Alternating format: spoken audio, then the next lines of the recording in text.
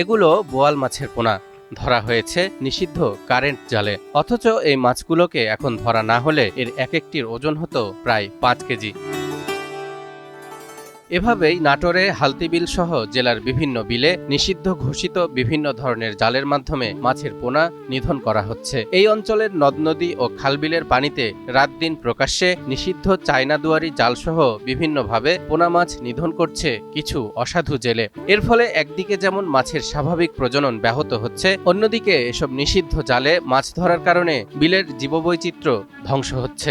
এখন বর্ষার টাইম, মাছের ডিম ফোটানোর সময়, এই সময় অবৈধ জাল দিয়ে বিলে মাছ মারা হচ্ছে, এটা পুরোটা অবৈধ। কারেন্ট জাল, চায়না দুয়ারি জাল, এই ধরনের জাল দিয়ে এখন থেকে ছোট ছোট মাছ মারার শুরু করছে। জাল দিয়ে মাছ মারা হচ্ছে, এগুলোর থেকেও আমরা প্রতিকার চাচ্ছি, এগুলোর সুষ্ঠু ব্যবস্থা নেওয়া হোক অতি দ্রুত।